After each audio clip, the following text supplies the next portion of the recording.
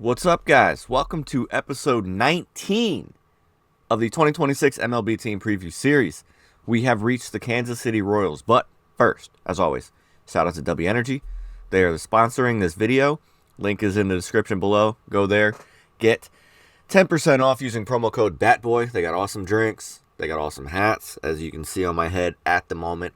Go check them out. I promise you won't be disappointed. Use promo code BATBOY, 10% off. Let's get into the Royals. 2025, they went 82-80, finished third in the division. Only have one division win since 1985. I thought that was crazy.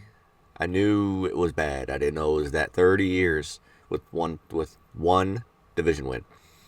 And it so happened to be in 2015 when they went on to win the World Series. Other than that season, they've only had two other playoff appearances since 1985. It has been a dreadful run for the Royals. However, things are looking up. Notable transactions. They added a trio of relievers. Matt Strahm, they received in a trade from Philly. Nick Mears in a trade from Milwaukee. And Alex Lang. I don't know how to pronounce his last name, but they signed him for 1 year, $900,000. And they also added four outfielders. Lane Thomas, free agency signing for 1 year, $5.25 million. Starling Marte, 1 year, $1 million. And then they received Isaac Collins in the trade from Milwaukee, as well as Cameron Misner in a trade from the Rays. They lost a trio of outfielders, Mike Yastrzemski, MJ Melendez, and Randall Grichuk. A pair of relievers, Hunter Harvey and Angel Zerpa, who was traded to the Brewers, and then starting pitcher Michael Lorenzen. So it was a lot of relief pitchers and outfielders just swapping with other teams, moving them around. Everything else stayed pretty much the same. Spring training, start with a couple injuries. Stephen Kolek, starting pitcher, strained his oblique in February. He's questionable for opening day. They also have Alec Marsh, who's a starting pitcher as well. He had shoulder surgery in October. He's questionable to pitch at all this season. Things I'm going to watch for in spring training, it's Carter Jensen time. He had a good taste of Major League Baseball in 2025, hitting 300 with a 941 OPS in 20 games with the Royals. He is the heir apparent to Salvador Perez. He's the number 2 overall catcher in minor league baseball. He's the number 18 overall prospect. He's so good. In 111 games in AAA in 2025, he had 290 with 878 OPS, 20 home runs, 76 RBIs. In 2024, he hit 259 with 18 home runs, 17 stolen bases. He's got 2020 potential coming out of the catcher position, and his brief taste in 2025 with the Kansas City Royals was very, very good. I don't know how long Salvador Perez is going to keep on chugging along, but Carter Jensen is waiting. And he's probably going to be the DH for most of 2026. But he is the heir apparent to Salvador Perez. So want to see if he can put it together for year 2. In addition, null person for the sophomore season slump ? Noah Cameron, starting pitcher. He was phenomenal in 2025. 24 starts. He had a 2.99 ERA with a 1.37 ERA plus. He finished 4th in the Rookie of the Year voting, which is a testament to the rookie class of 2025, because a guy with a sub-3 ERA and someone who was 37% better than the average starting pitcher as a rookie came in 4th behind Nick Kurtz, Jacob Wilson, and Roman Anthony. You can't really argue with it. It's just a testament to the class. That's a crazy group of people. However, one thing I did find interesting, he did have a 4.18 FIP, which suggests that we could get a sophomore regression. Sounds like he benefited from some exquisite defense, perhaps. Just some hard hit balls being hit directly at players. Whatever the case may be, it seemed like his expected ERA was quite a bit higher than what his actual ERA ended up being. Could be a fluke, could be a regression coming, not sure. But something that I'd like to watch in spring training. I was a big fan of him going into last year.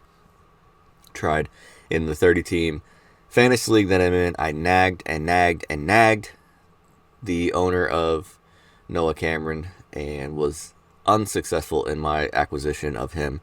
However, he was as good as I thought he was going to be. His baseball savant is interesting.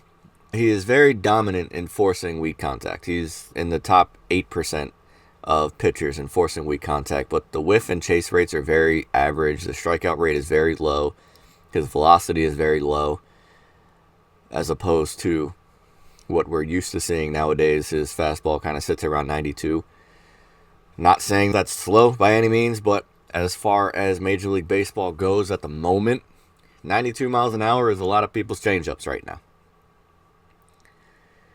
But he is somebody that I want to watch this spring training. In addition to just Cameron alone, the pitching staff as a whole is sneaky, really good. I think that is going to be a disgusting pitching staff. And that means good for the Gen Zers out there that might not understand. I think the pitching staff is going to be sneaky sick. Cole Reagans, Michael Wacha, Chris Bubich, Seth Lugo, Noah Cameron, and potentially Stephen Kolek whenever he's ready, can be that swing man.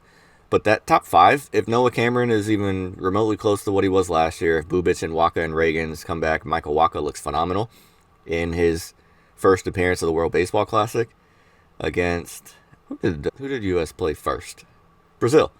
In the game against Brazil, he looked phenomenal. Came in and struck out the side with really no contest to his pitches. He was just locating phenomenally. But they look good. Bullpen of Carlos Estevez, Lucas Erceg, Matt Strahm, John Schreiber, Nick Mears, Alex Lange, Daniel Lynch. It's not a group of flashy names that is just going to blow you away with fear, but it might be from top to bottom, from starting pitcher 1 to relief pitcher 9, however many you got, 7.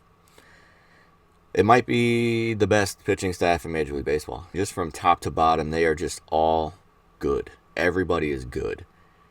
There really isn't a weak link anywhere to be found. So I want to watch that in spring training. I want to see how that all comes together, because it, on paper and based on the research that I've done, it looks like it's going to be a lot of fun to watch this pitching staff, to go along with the Bobby Witts and the Salvi Perez and the Benny Pasquach.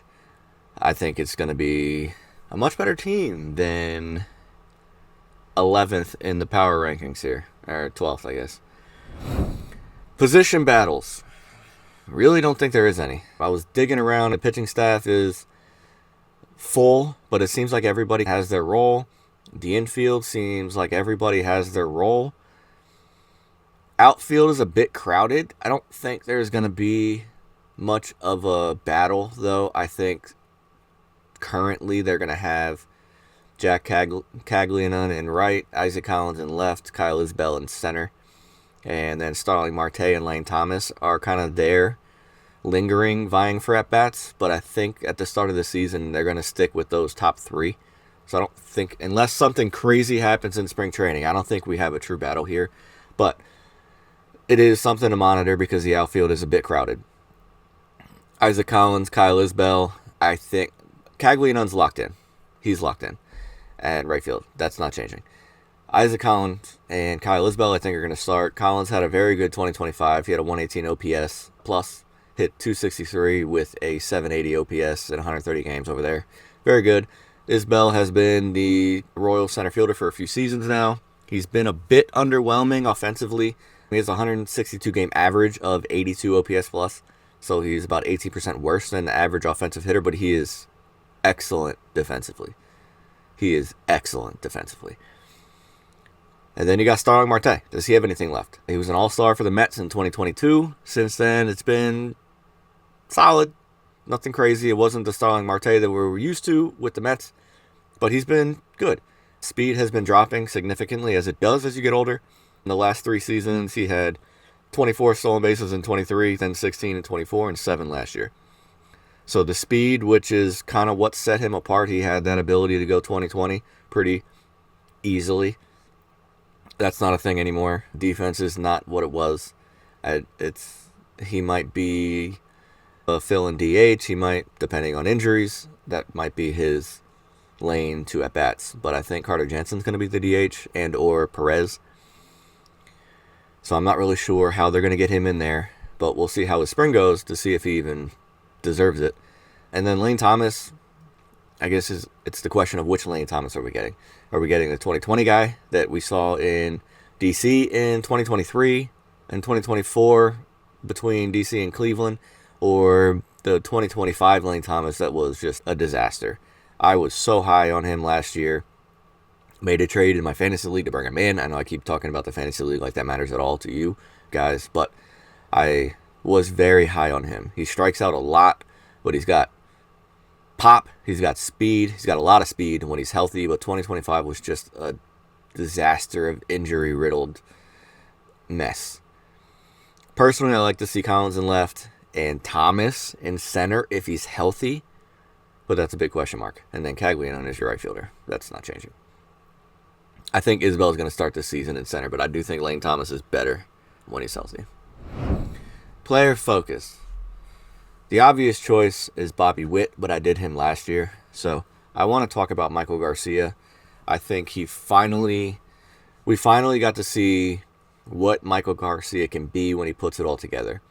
The underlying metrics had been there for a couple years, but just didn't tap into the raw power. The swing and miss would get a little out of hand.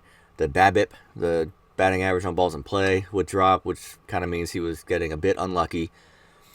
2025, he put it all together. He had 286, 123 OPS plus, 16 home runs, 23 stolen bases, only 84 strikeouts, and 666 plate appearances. Doesn't strike out much. 800 OPS. He was excellent. Won a Gold Glove. First All-Star appearance. He finished with MVP votes. It was just as good as it could be for Garcia. There are not many hitters out there that are better at putting the bat to the ball than he is, and with that speed, he can cause havoc on the base paths. If we can see the barrel percentage improve a bit. One thing I did notice is that he doesn't barrel the ball very frequently. He makes contact more frequently than most, but it's not hard contact. If we can see that barrel percentage improve, it was just 5.6% in 2025, which put him in the 21st percentile, which is extremely low for someone of his caliber. If we could see that improve, maybe get that into the 10 to 12% range, Garcia and Witt could create the best 1-2 combo in baseball, or one of them. They might not be the best, but it would be right up there with the best 1-2 hitters in Major League Baseball if you can put all that together. Again, with the barrel of the bat. 2026 outlook. I love this team this year. I absolutely love this team. I think the pitching staff is going to be so much better than people think. I think this is going to be one of the most consistently good pitching staffs in Major League Baseball. I still think they're going to struggle to take down Detroit. I think that Framber Valdez signing, pairing him with Tarek Skubal on top of that rotation, is going to be so hard to overcome. Those two are going to be so good. And then you got Flaherty, and that rotation is going to be legit. I wouldn't be surprised if Kansas City wins this division. It wouldn't shock me. I think Kansas City has a better offense, and they probably have a better bullpen. But having Skubal pitch 32 games is that's a cheat code. Ultimately, I think they're going to be a wild card team. I think they're going to get that third wild card spot. I think they are going to have a fight with Houston down the stretch for that last spot, and I think they're going to take it. I think the other two wild card spots are going to be reserved for AL East teams. Don't ask me which. I haven't decided yet. I'll do all of those full-on predictions at the end of this series. It'll be my predictions episode that's, I think, actually on opening day. It might be the day before opening day. I don't remember how the schedule works out. But I will have a full prediction, but I do believe Kansas City is going to be a playoff team this year. That's all I got for you. Let's get back to the World Baseball Classic. I am actually currently watching USA versus Great Britain while I'm recording this. I will also have a World Baseball Classic opening weekend recap coming out today as well, so check that out. Subscribe to the channel so you can get that. Follow me on TikTok at TheBatBoyMLB. Follow me on Twitter at JoeButter_. I've been a lot more active on, X. I've been a lot more active on X than I have been lately. So go give me a follow over there, as well as TikTok, as well as like and subscribe here. I appreciate you guys. We will see you tomorrow with the Milwaukee Brewers. That's a fun one. I've been talking about them quite a bit. I think they're higher than they should be. We'll get into that. We'll see you guys tomorrow.